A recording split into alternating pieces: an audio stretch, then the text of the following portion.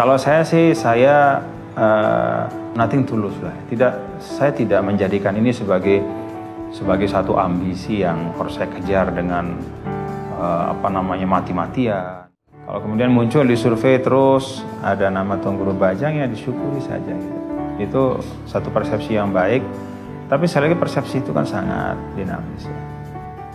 Komunikasi tentang pilpres apa ya belum pernah ada gitu. Dengan secara formal dengan pimpinan partai apa ya belum pernah ada. Ini bukan gerakan yang didesain untuk mencari posisi gitu dari awal gitu untuk harus maju pilpres, bukan begitu. Sekian bulan yang lalu pada Hari Pers Nasional kita ketemu di hotel, saya panggil langsung Tuan Presiden. Tuan Guru Bajang Zainul Majdi, inilah pemimpin kita dari Sabang sampai Merauke. Sambutlah pemimpin baru yang muda dan berkarisma.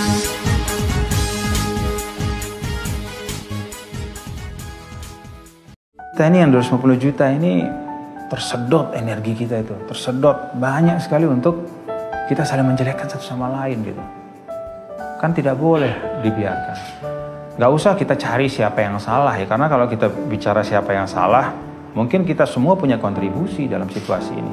Tidak boleh putus asa, itu yang pertama. Untuk terus membangun jembatan dengan semua kelompok, termasuk juga dengan saudara-saudara kita yang mungkin beda pemahaman.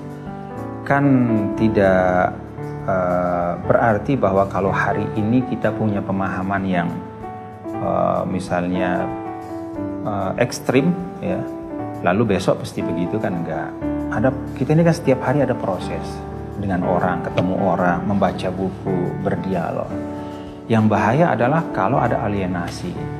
Nah, alienasi itu kan bisa terbangun secara resmi ataupun non resmi lah gitu ya. Ya secara resmi misalnya alienasi itu berupa misalnya masyarakat beramai-ramai mempariakan kelompok tertentu misalnya. Makin dijauhi kan semakin mengkristal. Dia akan semakin terbangun militansi itu. Harus terus berdialog. Dan esensi dari Wasatiyah itu sebenarnya itu. Anda boleh beda sama kami, tapi yuk kita dialog terus gitu.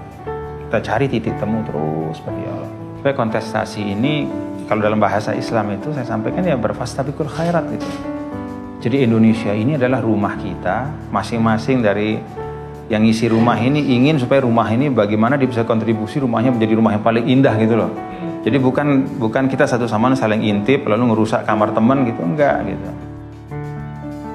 Saya ini kan bagian dari alumni Al-Azhar ya, internasional. Guru-guru kami dan termasuk Grand Syekh itu Imam Besar Al-Azhar itu selalu menasehati dan mewasiatkan dimanapun kamu ada, kembali ke negara masing-masing, maka usunglah dan perkuatlah yang diistilahkan bahasa Arab itu wasatiyatul Islam atau Islam moderat. Dia akan menciptakan keseimbangan di masyarakat, sekaligus dia menjadi katup pengaman bagi dinamika apapun gitu, karena kesemuanya nanti akan berporos kepada pemahaman yang moderat. Tidak pernah ada satu konsep yang ekstrim ya, yang meletakkan misalnya wacana dalam masalah politik itu diletakkan dalam konteks saling menghancurkan. Wacana dalam masalah ekonomi itu diletakkan dalam konteks saling menegasikan.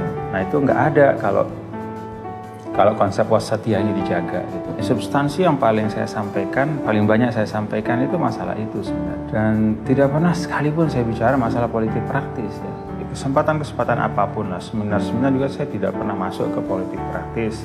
Pilih A, jangan pilih si B, atau menjudge sesuatu atau seseorang atau kelompok tertentu sebagai kelompok yang 100% salah dan yang inilah yang lebih baik dan seterusnya. Itu keluar dari wasatiyatul Islam itu gitu. Keluar dari sikap moderasi Islam itu. Karena bagian dari itu kan menyadari bahwa interaksi sosial kita dalam ranah apapun ya, itu selalu sifatnya kan saling mengisi dan melengkapi. Jadi tidak pernah ada seorang yang bisa memonopoli kebenaran, lalu pihak yang lain itu 100% juga salah. Ada relawan-relawan masyarakat gitu, macam-macam lah. Ya, saya menangkap itu sebagai harapan. Dan rasanya jauh lebih baik ya. Dan memang seharusnya bahwa ketika masyarakat itu punya aspirasi, dia lalu mengorganisir diri dalam sesuatu yang legal, yang baik gitu. Tidak membentuk misalnya klandestin gitu kan, organisasi bawah tanah yang destruktif gitu. Tapi dia dengan sengaja misalnya membangun satu ajakan untuk ikut bergabung bersama dalam satu ide. Saya pikir bagus saja, nggak masalah. Tapi kan tetap saja kita sudah punya kesepakatan bahwa kalau kepemimpinan nasional itu ada alurnya. Pada akhirnya yang kita inginkan itu adalah kontestasi demokrasi ini semua terhidang di atas meja gitu loh, dalam bentuk ide dan gagasan. Di sisi lain ada proses politik ya kan yang menentukan para pimpinan partai dan beliau-beliau yang punya otoritas gitu ya. Kalau saya sih nothing tulus lah. Saya tidak menjadikan ini sebagai satu ambisi yang harus saya kejar dengan mati-matian. 2019 bukanlah akhir dari hidup kita ya, tapi kita bisa berkontribusi dimanapun lah. Kalau kemudian muncul di survei terus ada nama Tuan Guru Bajang, ya disyukuri saja gitu. Itu satu persepsi yang baik, tapi sekali lagi persepsi itu kan sangat dinamis ya. Komunikasi tentang pilpres apa ya belum pernah ada gitu. Dengan secara formal dengan pimpinan partai apa ya belum pernah ada. Ini bukan gerakan yang didesain untuk mencari posisi gitu dari awal gitu untuk harus maju pilpres, bukan begitu. Ada aspirasi itu dia muncul di tengah gitu setelah proses kita berinteraksi dengan masyarakat. Kalau Pak Gatot kan interaksi saya sama beliau ketika beliau menjadi Panglima dan sebelumnya Kasat ya. Ya beliau pejuang, jelas ya beliau pejuang. Tidak mungkin seorang jadi Panglima kecuali dia sudah punya kontribusi yang luar biasa untuk Indonesia juga gitu. Pak Prabowo juga kita tahu lah kan juga beliau punya kontribusi luar biasa ya. Artinya pembebasan Sandra, Mapenduma dan banyak hal lah. Tidak ada orang sempurna, tapi Anda mau cari di mana orang sempurna? Kan tidak ada. Pak Jokowi juga putra bangsa yang luar biasa. Saya sangat hormat kepada Pak SBY dan ya beliau orang yang sangat taat pada sistem. Dan di Demokrat itu kan ada sistem untuk menentukan siapa, dan penentuan itu belum dilakukan. Ya di politik Indonesia rasanya sering sekali peristiwa politik itu ditentukan di saat-saat terakhir. Jadi mungkin kalau bapak-bapak, teman-teman, sahabat-sahabat pengen kejelasan, sama seperti saya juga pengen kejelasan, kayak apa sih kira-kira, ya kita tunggu sampai saat terakhir.